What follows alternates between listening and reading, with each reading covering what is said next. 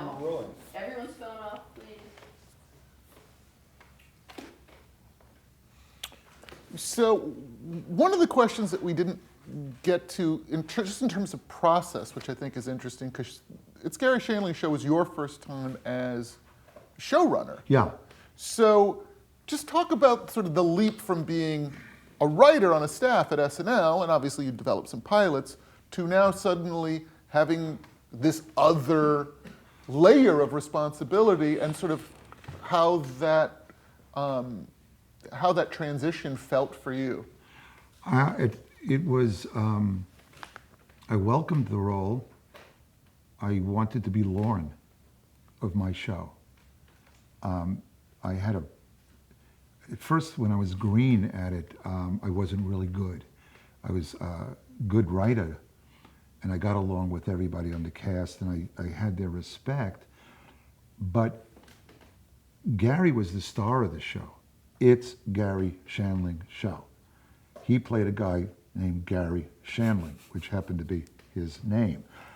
So at best, I was vice president. So what happened was I had a view of certain things because I'm sitting out here, okay? And I'm looking at the set, I'm looking at him as a character. Gary was an amazing writer, and he would often block a scene where he had the script here and be writing things. So there was a certain frustration, and it's just like when Gilda used to rewrite me and it would be better. Gary would rewrite me and it would generally be better because he knew what he can do. He was a great stand-up comic. He knew his voice and all of that. But often that would change what happened in the next couple of beats of that scene.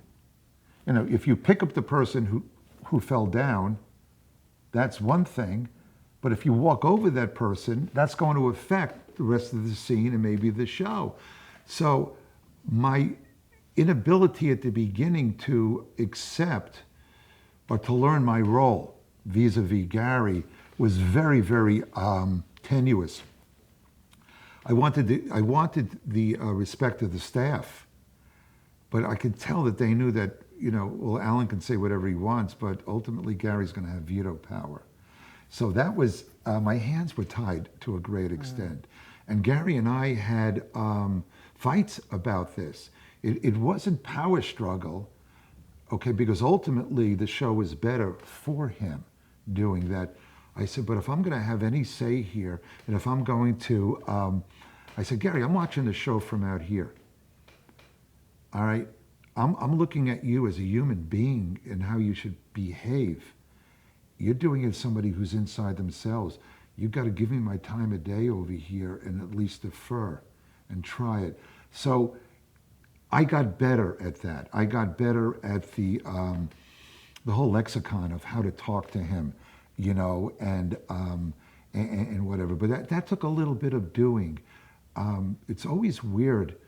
You can be a showrunner, and there are stars in the show, but if there's a single star, okay, and it's his or her show, it becomes a different animal altogether because you are working for them, you know.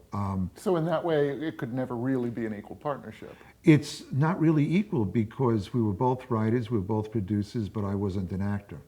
Right. So he had a leg up there, you know. And I've known other situations on other shows where other showrunners will tell you the same thing.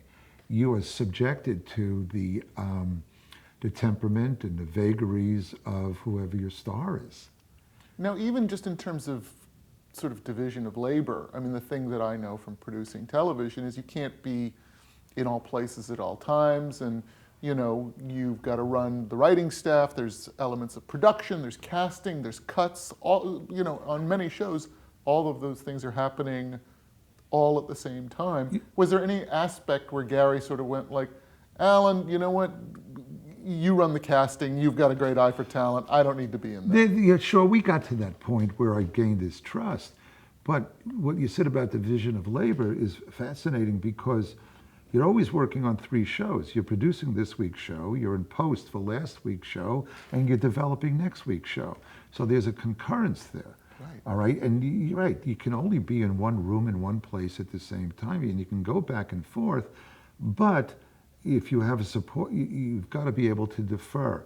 And it took me a while to gain his trust, but he still maintained ultimate veto power, you know, so I could run casting. But now when Gary came in and read with the people that I picked out, then it would be subject to his subjectivity. Right. Does he want to be in the same scene with this woman? Does he want to do this scene with that guy? Does he feel funny with this person? Right. You know what I mean? So there was a high frustration level, you know.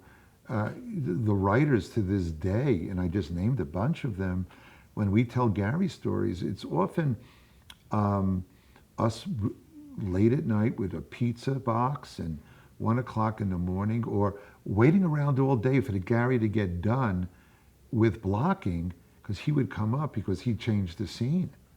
So I'm working with the writers on the script, punching it up, and Gary would come up and go, I thought of a joke that whatever. Okay, that's a joke, but there's a ripple effect. Do you know what I mean? So the amount of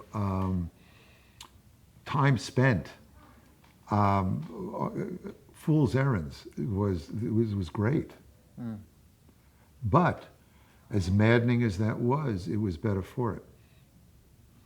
So now, the show went, what was it, 4 years or 5 years? 4 years. It was 72 episodes over 4 years. Yeah, I think part of the reason that's a little foggy to me is, of course, it migrated off of Showtime, sort of in the middle towards the end of that, right? Well, it always was on Showtime. It was on Showtime primarily. But there was this new upstart a network called Fox, right, who needed product. And we were very highly, however they rated cable shows at that time, certainly critically acclaimed.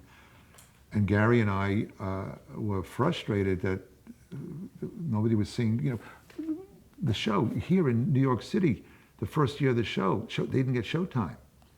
I can't believe the FedEx bill I ran up because I would take these cassettes and FedEx them to Herb Sargent and my parents and all these people to show that I had a job. Okay, so we wanted more people to see it. So a deal was struck where we would be a block with Tracy Ullman. And it was shown on Sunday nights. Tracy Ullman at 10, and it's Gary Shaling's show at 10:30. And nobody saw it there either. it was not now, very... did they have to alter the show at all? I did. I took out the, first of all, I had to put commercials in, you know. Oh, right, because it hadn't been written with act breaks. Right, because so that had to be done. So for time, I had to take out, you know, we had some shows that were probably 28 minutes long, and I had to bring it down to 22 or 23. So there were scenes or internal cuts that had to be made. But once again... No, but you got to make those. I got to make them, yeah. Okay. I got to make them. Once again, none of the cuts... What happened was once we signed the Fox deal, the first run was on Showtime, and they had exclusively, I believe, for 30 days, and then Fox can show them. But once we made the Fox deal, Brad Gray and probably Bernie said, listen, if you want to avoid yourself a lot of trouble and heartbreak later on, make these Showtime episodes come in shorter, so you don't have to cut 6 minutes. You only have to cut 1 or 2.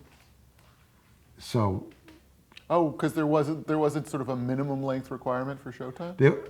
For Showtime was cable. It was no, they just show another promo. We were talking a couple of minutes this way or that way. So then, why did the show ultimately end? The show ultimately ended. I know why it ended for me.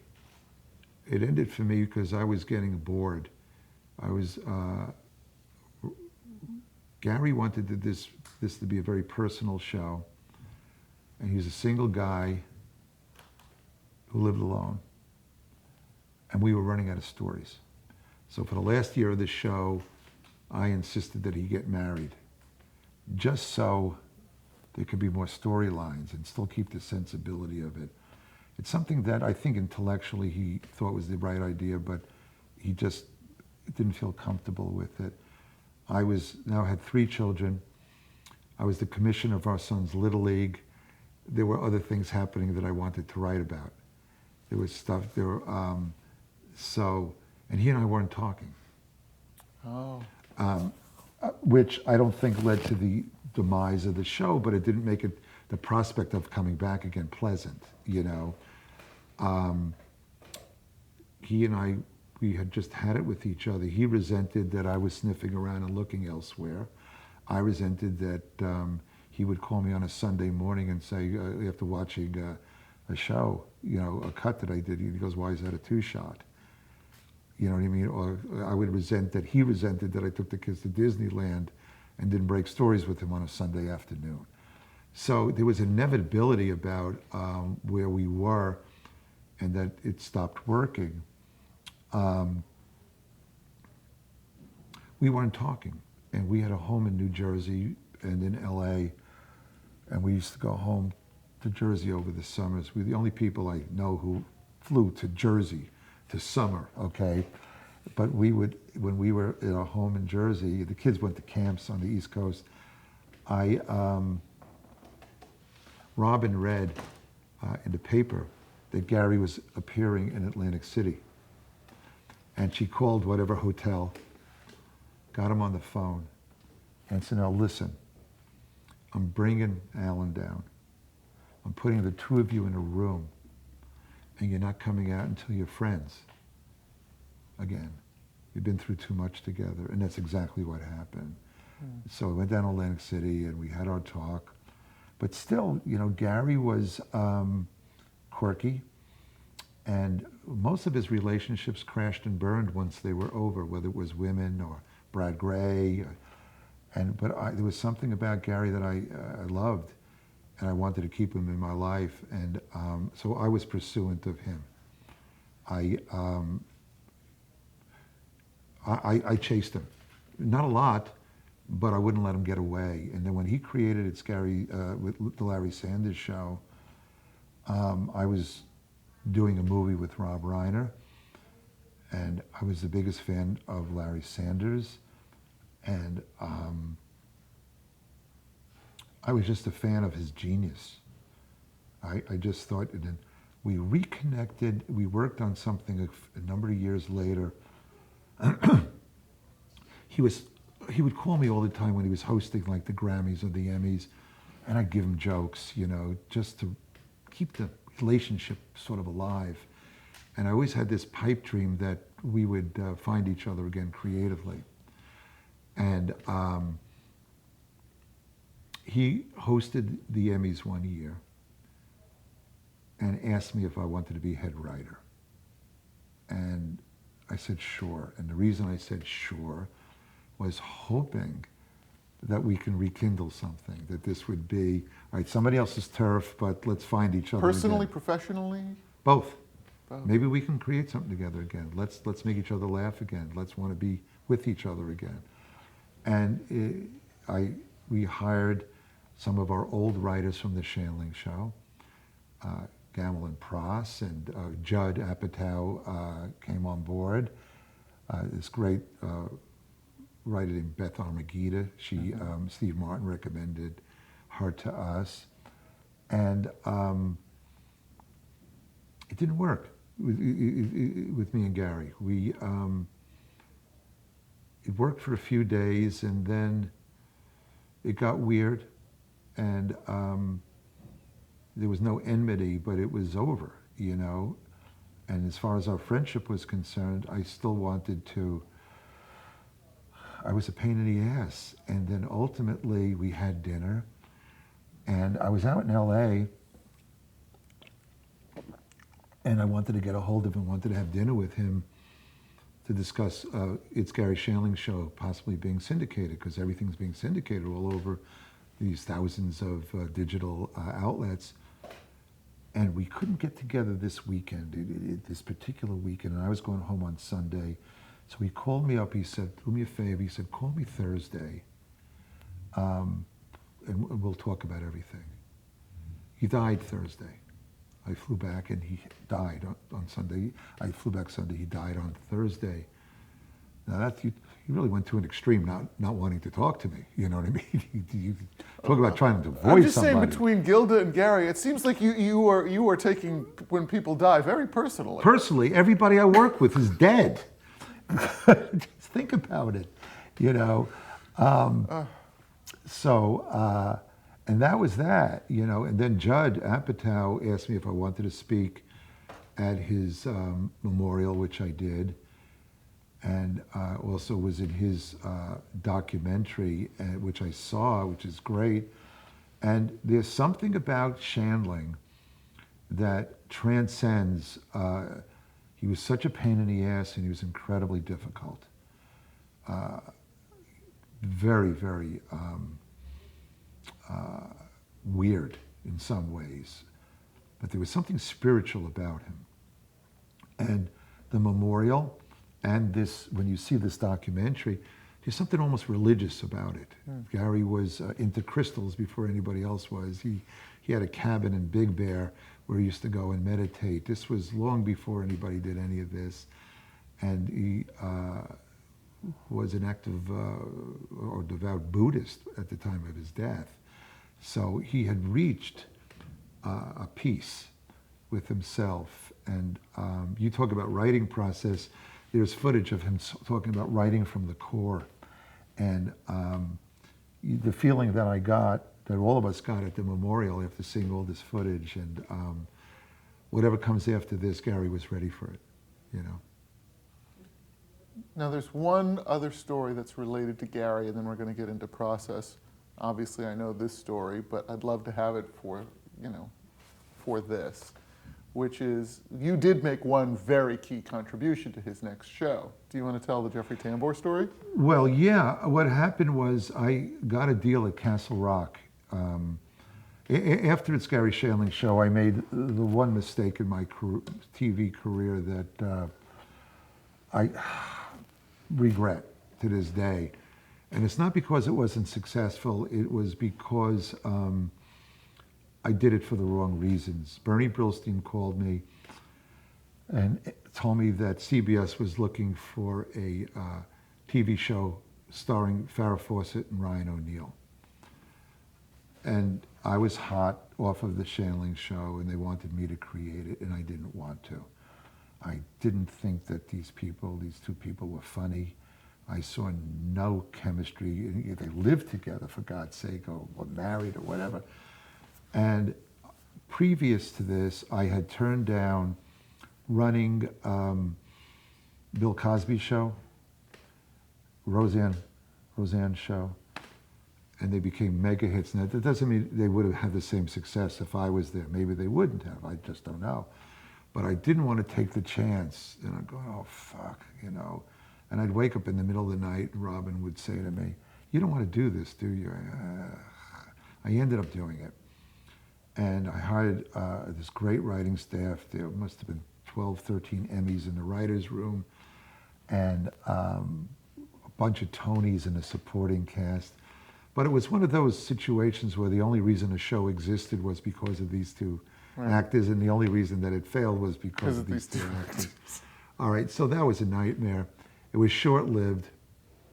I remember we were shooting at the Warner Hollywood Studios, and Farrah Fawcett would take an hour between scenes to have her hair changed, which an audience can get a little pissed off at, you know. And I'd go out to the parking lot looking for Gilda up in the sky, just something to make me laugh, feel better, you know. So I got Rob Reiner, who hosted the third Saturday Night Live ever, and formed this company called Castle Rock. Would you like to come? We'll give you a deal, a TV deal. So he gave me a TV deal, and he also wrote a couple of movies that he directed for Castle Rock. while I was at Castle Rock for TV, I was casting for, it was either a special, I did 3 shows there, 3 pilots were produced. And one of them was a special, but was like a fake pilot. You know, if the special had gone good, okay. I think it was for that. It was a John Lovitz special. And it was called Please Watch the John Lovitz Special, okay, was the name of the special. I think it was that one. That's okay? almost as good as It's Gary Shandling. I know, well, I was on a roll. So I think it was for that. A guy came in and read, and he wasn't right. And he was getting ready to leave, and I said, let me ask you a question. Do you have any time? He said, yeah. I said, do me a favor, sit here for a second. He said, I wasn't very good, was I? And I said, nah, but sit here, okay? I went to the next room. I called Gary Shandling, who was looking for somebody to play Hank, his sidekick on Larry Sanders. And I said, are you still looking for an actor? He said, yeah. I said, I'm going to send somebody over to you. Jeffrey went, got the role, and he's been very generous talking about it on talk shows. It's in his book. But what kind of guy is he? From then on, the first day of shooting of every season, a basket would come to the house with wine and cheese and fruit and nuts with a card, a thank you card, you know? So, yeah, that was my contribution to it. That plus I watched it. Okay. So I think we want to spend the majority of this time talking about craft. Kraft cheese. The craft of writing. Oh, okay. Now, first of all, and I'm going to probably give you some leading questions, but I'm sure I'm going to learn a lot more. I know how disciplined you are as a writer. You are very ritualistic, to my knowledge, about your writing. Yeah. Do you want to just sort of talk about kind of how your day is shaped sort of around? I wake up 5:30 every day to start my work. The genesis of that was when the kids were still at the house. They were still living at home. And I'd wake up before they did, get a couple of hours in, take my first break, having breakfast with them or driving them to school, and then come back and continue. Well, before that, it was all late night stuff, whether it was SNL, Shandling, any of these pilots. It's always 2 in the morning and this and that. But to this day, I wake up 5:30 and coffee and teeth brushing and those things, and start writing. There's no phones. There's no, I'll look at the paper or some on the internet or some emails, but I try to focus on what am I going to write that day. I usually work on 2 or 3, sometimes 4 things at the same time, which is good and bad. The bad is that, well, sometimes it's hard to focus and you're juggling too many things. The good is if you are focused, but let's say I never do 2 things that are the same genre at the same time. So there could be a pilot, there could be a book, there could be a play, and there could be a magazine piece, okay? Oh God, I got a deadline on the pilot, script. And let's say his juices aren't flowing that day. Well, I want to still keep my discipline up. So this is the really neurotic part. I have different stations in my study. That's the pilot chair. That's the New Yorker, love seat. That's the novel, chair. That's the couch. That part I did not know. Yeah, no. So I will go to 4 different places and to see where I feel the most comfortable. What's the best perspective, and do that. And if nothing's flowing, I'll go to the magazine piece. You're still productive, and you're still keeping your discipline up. You're still churning out pages. The hardest thing that for me to have learned through the years was there's some days that, look, if you start at 5:30 and you have a really good day, let's say you have a 6-hour burst of energy, it's still only 11:30 in the morning, and here I am in New Jersey. Where am I going to go? Who am I going to play with? I can't hang out at the schoolyard for obvious reasons. What's going to happen to me? So I'll get in the car, I'll come to the Friars Club because I had forgotten what old people who are about to die look like. Okay, so I'll come here. I'm on a roll, aren't I? So just to change the scenery, and then I'll go back over the George Washington Bridge and hope that I can either generate something or at least get a clear head for tomorrow morning session. Now, all that stuff is development. Once something goes into production, that goes out the window a little bit. I have something that, I had a one-act play this past summer that was playing at, it was called the Summer Shorts Festival at 59 East 59th Street Theaters. And on Friday, the NPR is recording the audio version of it. Well, that means my writing day Friday is, you know what I mean? So it's not hard and fast. Obviously, I got to be in the studio. But when I'm writing and planning and developing, that's exactly the schedule. Yeah, no, obviously production throws you. Oh, everything, yeah, it's out the window. How important is it for you to sort of know that you're writing, like the thing that you're writing is like spoken for, like versus writing on spec, like, like once you've sort of pitched something, if it doesn't, go anyplace, you go, God, I really love that thing, I'm just going to go write it. Or, like how do you because you always have so many things going at once. Well, something, in today's day and age,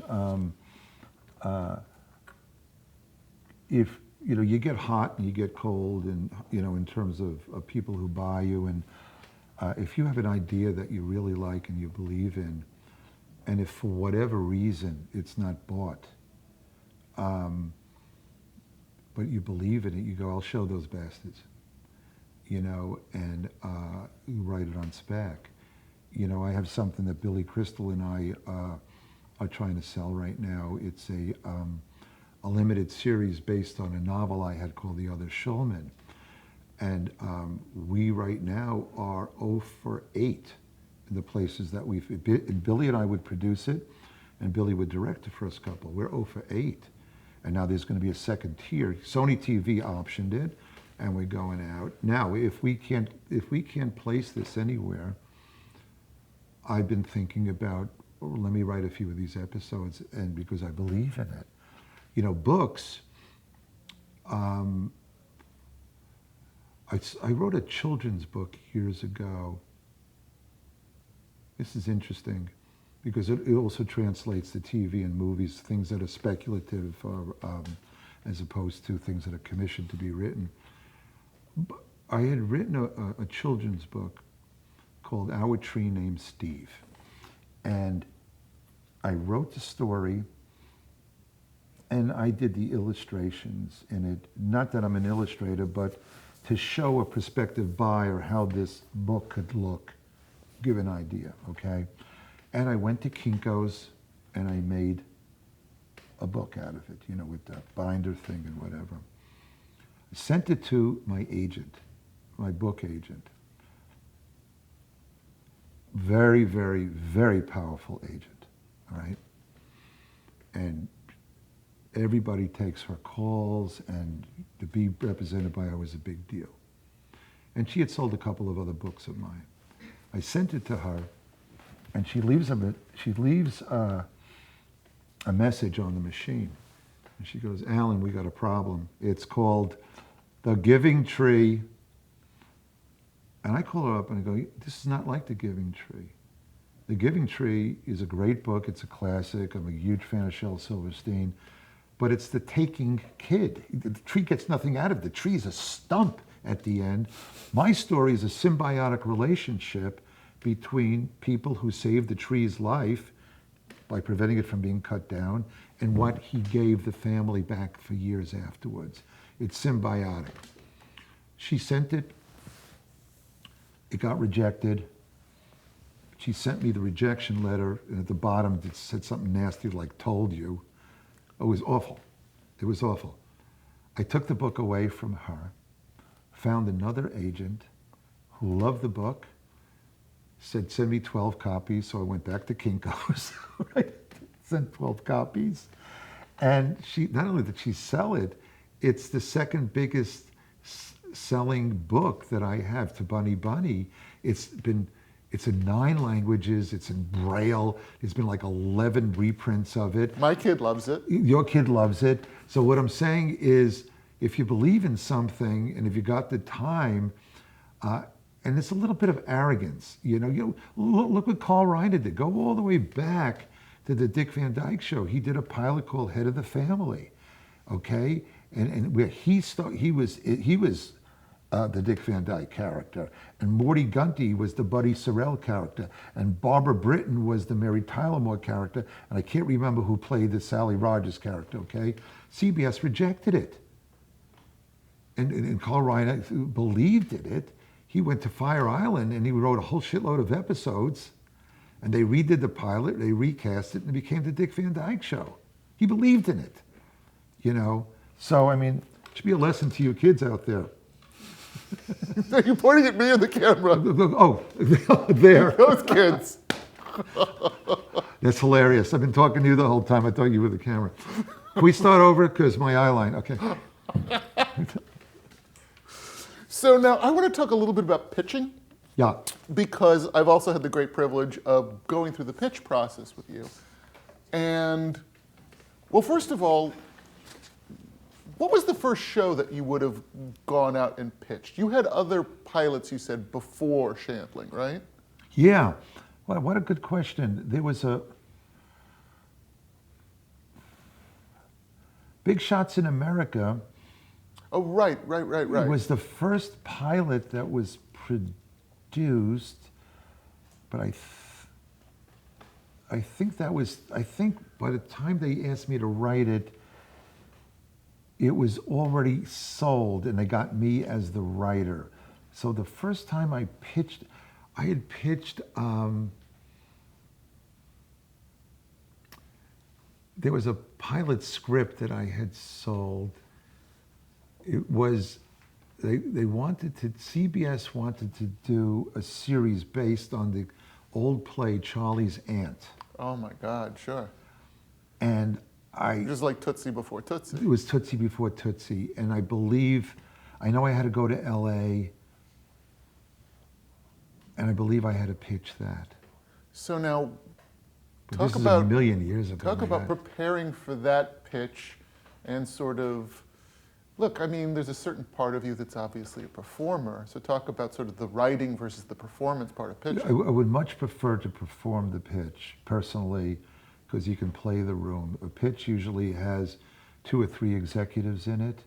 It maybe has, if there's a studio involved, 1 or 2 of those people, and it could very well have agents and managers in it. You can have as many as 7 people in a pitch, so you have an audience. You can play the room. I would prefer that, as opposed to simply a leave behind, which would be, it written and it being submitted that way. I've always found that anything that you give that can ultimately have a coffee stain, a ring from the mug on it, it's subject to being read and reread and notes, but when you say shit, all they remember is that they were laughing. Well, I mean, at what point did you come up with your note card methodology? It's something I came up with. I thought that. Well, talk about it. Because, well, what I do is, when I these guys, the kids that we were talking about. You kids out there, get yourself some index cards. And what I've done many times for movies and TV pilots is I'll write the scenes, just the name of the scene on an index card, okay? And the names of the characters, let's say. So I'll say, okay, this is a show about whatever. You can say that in 2 or 3 sentences, okay?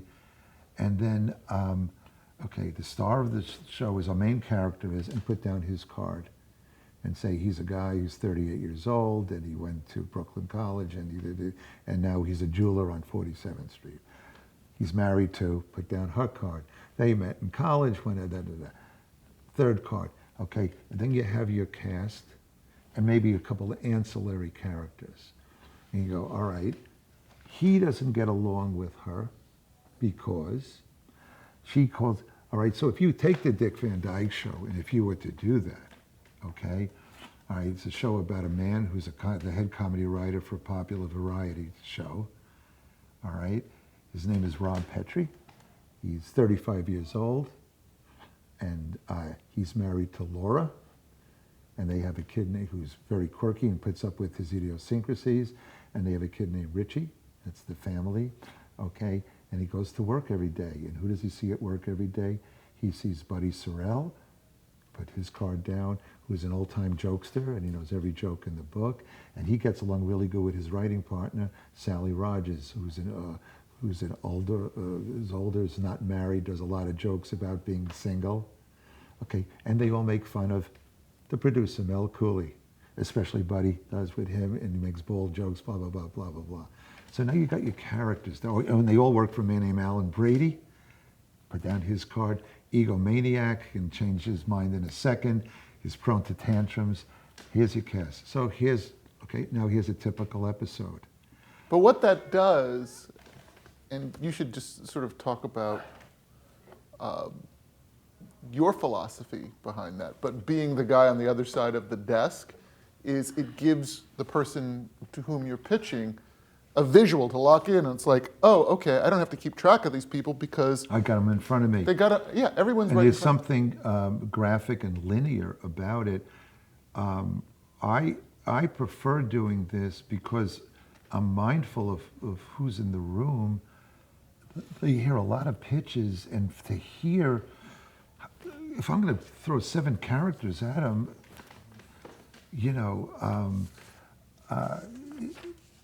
it's detrimental to yourself, the seller, the writer, because even if they're focused, there's a lot of stuff, and so I figure that if you take a plot, an example of a pilot, example of an episode is, and then you lay out as quickly as possible, you've got your characters and you know their interactions, the scenes, how you get from here to here, and you present it as a sample of how it could work. You hope they say, wow, that's really good. Can you make that the story? You go, wow, I did that already, great. You're not obligated in any way. So it's a part of the process that the writer will have to do anyway. If he sells it verbally, eventually he's going to have cards on his bulletin board with the characters' names, and he's going to have cards of the different scenes. So it's just jumping it a little bit to give clarity to whoever you're pitching it to. Yeah. All right. If you had a choice, writing on your own or collaborating, and why? Collaborating. There are certain things that you have to write by yourself, personal visions, things that are very internal. So it's a personal vision. With me, it's been like novels, plays. Nobody else could have written Bunny Bunny except me because I lived it. There was a time where Castle Rock had thought about doing Bunny Bunny as a feature, and I had a number of meetings with Nora Ephron, who would have directed it, and she and her sister Delia, who I also adore, would have been part of the process. But this was a personal vision, it was my personal life, and that's why I decided to make a play out of it, okay? Same thing with the other Schulman, same thing with our tree named Steve. There are other things where it's such a lonely process, and it's so internal, and it's so exhausting that you look for diversion, you look for the energy that synergy gives you. So what I like to do is offset it with a writing partner, whether it's Martin Short when I did his Broadway show with him, Fame Becomes Me, or Billy with 700 Sundays. It's now with writing books. I'm about to embark on my third book with Dave Barry, who is Pulitzer Prize winning humorist that we get along really well. He lives in Coral Gables, Florida. I live in New Jersey. Well, that's a weird process because that's, in a way, it's collaborating and it's not, right? Well, yes and no. It depends on the form it took. So we wrote a novel called Lunatics, and here was the process, okay? He's asked the same thing. How are we going to write a novel together? So I said to him, I said, all right, your daughter Sophie plays soccer. Here's the situation. Girls' championship soccer game. 9-year-old girls. One young lady kicks what would be the winning field goal in the championship game. Ref calls her offsides, nullifying the goal. Girl's father goes ballistic. Feud develops between a local feud, Jersey town, between the ref and the father.